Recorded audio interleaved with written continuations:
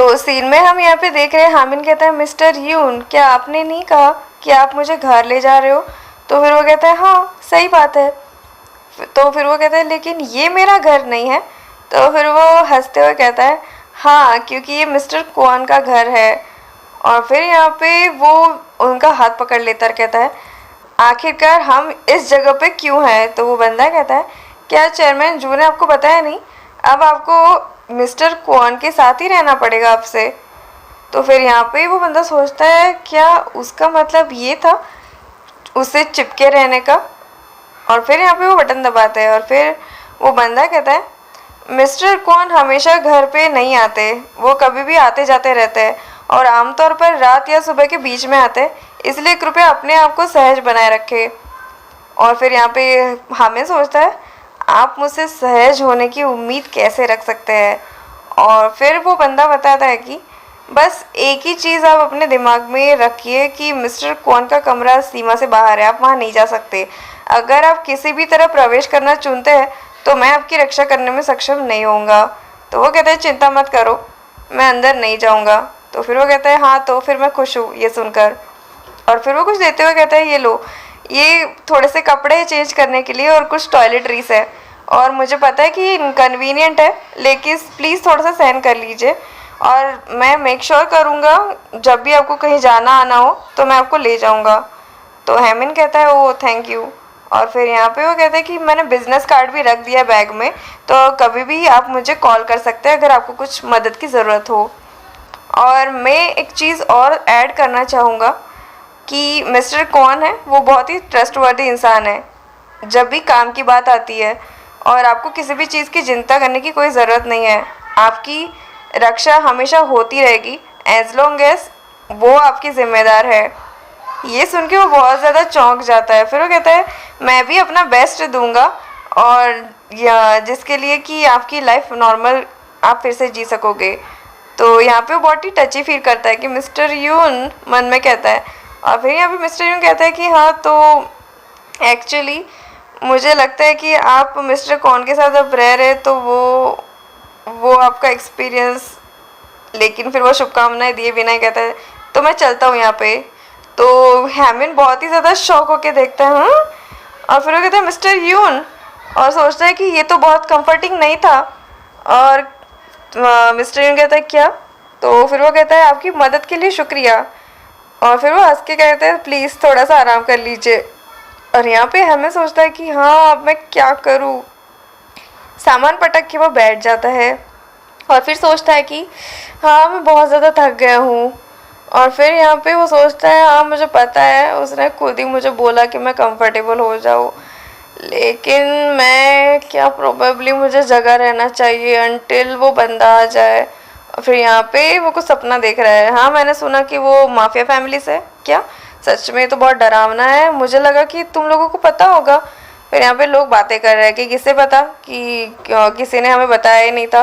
तो ये अफवाह सही थी हाँ, वो अभी ये बच्चा हमारे साथ आएगा, देखो तो उसकी आंखों को कितना ऑब्वियस है, उसके पास ज़्यादा मत जाओ हम, और यहाँ पे उससे दूर रहो दूर रहो। लेकिन रुको आखिरकार तुम्हें पता कैसे चला? तो फिर वो बंदा कहता है वाह हमें, मैंने इमेजिन नहीं किया था, क्या ये सच है? और दूसरा बंदा है हाँ अगर मुझे पहले पता होता ना कि तुम ऐसे हो तो कभी भी मैं तुम्हारे साथ नहीं रहता। और फिर यहाँ पे वो चिल्ला रहे नहीं ये सब मिसअंडरस्टैंडिंग है, मेरा उनसे कोई भी लेना देना नहीं है। तो फिर यहाँ पे वो बंदे कहते हैं तो फिर यहाँ पे क्या हुआ? और कुछ मरे हुए लोग पड़े। तो फिर हैमिन कहता है ये और फिर अचानक आवाज़ आती है हैमिन, और फिर उसका सनबे दिखता है उसको सपने में। वो कहता है सनबे वेट वैसा नहीं है जैसा आपको दिख रहा है, मैं एक्सप्लेन कर सकता हूँ। तो उसका सनबे कहता है सॉरी, लेकिन फिर से अब मुझसे बात मत करना, मैं सच में तुम में बहुत ज़्यादा डिसअपॉइंट हो चुका हूँ। तो हैमिन कहता है सनबे प्लीज़ रुक जाओ मत जाओ सनबे सनबे। अचानक ये डरावना चेहरा दिखता है और फिर वो डर के उठ जाता है कि क्या क्या क्या क्या क्या कर रहे हो तुम? और फिर वो डरावना बंदा हंस के कहता है जो कि कौन सोयूक है, मैंने इमेजिन नहीं किया था कि तुम मुझे मेरे ही घर में कोई पूछेगा कि मैं क्या कर रहा हूँ। तो फिर कहता है मैं बस हाँ तुम सही हो एक्चुअली। और उसका दिल ज़ोर ज़ोर से धड़क रहा होता है। फिर वो कहता है आखिरकार कितने देर से खड़े हो तुम यहाँ पे? तो वो कहता है 30 मिनट। तो फिर वो कहता है कि तुमने मुझे जगाया क्यों नहीं? तो हंस के कहता है क्योंकि तुम्हारी जो भी एक्सप्रेशन थे ना वो बहुत ज़्यादा ही फनी थे। क्या तुम हमेशा नींद में ऐसे चेहरे बनाते हो? सच में ये तो देखने वाली चीज़ थी। तो फिर हैमिन चिढ़ के सोचता है प्लीज़ क्या तुम्हें और कोई बेहतर करने की चीज़ नहीं है कि तुम्हारे पास? और फिर यहाँ पे वो बंदा फिर से उसकी उड़ाते हुए कहता है हाँ समय ऐसे उड़ गया जैसे पता ही नहीं चला मुझे। और फिर वो उसके साइड में बैठ के कहता है मैंने सुना कि तुम घर भाग गए। क्योंकि तुम्हें घर से भाग गए क्योंकि ये तुम्हें नफरत थी कि तुम माफिया फैमिली से हो, तो इसीलिए मैंने सोचा कि तुम अभी तक भाग गए होंगे लेकिन तुम अभी भी यहाँ पे बैठे हुए हो। वो बहुत ज़्यादा चौंक जाता है। और फिर सेयुक उससे कहता है हे मेरे सामने ऐसा देखना छोड़ो कि जैसे कोई मैं शैतान हूँ, उससे मेरी फीलिंग्स हर्ट हो रही है। तो फिर वो कहता है सॉरी। और फिर वो कहता है एक्चुअली मैंने ऐसा कुछ पहले एक्सपीरियंस नहीं किया था तो इसलिए मैं थोड़ा सा शॉक हो गया हूँ। और फिर वो सोचता है हाँ ये मुझे याद दिला रहा है। फिर वो कहता है तुम क्या कर रहे हो? तो फिर हैमिन कहता है मुझे पता है ये लेट है लेकिन आपका बहुत धन्यवाद आज मेरी हेल्प करने के लिए। ऑनेस्टली कहूँ तो मैं अभी भी डरा हुआ हूँ लेकिन मतलब ऐसा नहीं है कि मुझे आपके लिए कुछ ऐसा ख़राब फीलिंग है। और मैं आपको एक दिन ज़रूर आपका फेवर वापस लौटाऊंगा। तो फिर वो बंदा हंस के कहता है बहुत ज़्यादा हंसता है। और फिर कहता है वाह मैंने सोचा नहीं था कि मैं इस लाइन ऑफ वर्क में कभी ऐसा थिंग्स अचीव करूँगा। तो इससे वो बहुत ज़्यादा शर्मिंदगी महसूस करता है आमीन। और फिर वो बंदा कहता है हाँ तुम इवन मुझे अपने घुटनों पर बैठ कर थैंक्स कह रहे हो? आखिरकार ये चल क्या रहा है? क्या माफिया लोग ऐसे अपना ग्रेटिट्यूड एक्सप्रेस करते हैं एक दूसरे को? फिर वो कहता है लेकिन धन्यवाद कहने के लिए बहुत जल्दी नहीं है। तुम्हें बहुत बार मुझे अभी धन्यवाद कहना पड़ने वाला है अब से।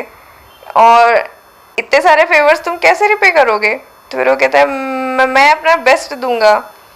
तो फिर सेयुक कहता है हाँ मोर इम्पोर्टेंटली क्या तुम इवन मुझे वो दे भी सकते हो जो मुझे चाहिए? तो फिर यहाँ पे हैमन सोचता है हाँ प्रोबेबली मेरे पास कुछ भी नहीं ऑफ़र करने के लिए।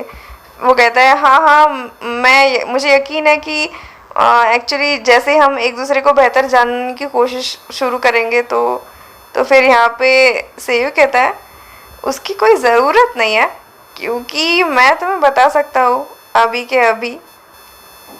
लकीली तुम्हारा जो चेहरा है वो बिल्कुल मेरे टाइप का है। अगर तुम अपना मन बना लो तो तुम बहुत कुछ कर सकते हो मेरे लिए। तो फिर वो एकदम से चिल्लाता है। और फिर यहाँ पे वो कहता है शर्माओ मत, रुको क्या तुम पहले किसी के भी साथ नहीं हुए थे क्या? तो फिर ये सुन के वो एकदम उसका चेहरा लाल पड़ जाता है। तो ये चैप्टर यहीं तक ख़त्म होता है दोस्तों। अगर आपको चैप्टर पसंद आ रहा है तो लाइक की बटन दबा दीजिए। मिलते हैं नेक्स्ट स्टोरी में, तब तक के लिए थैंक्स फॉर वॉचिंग।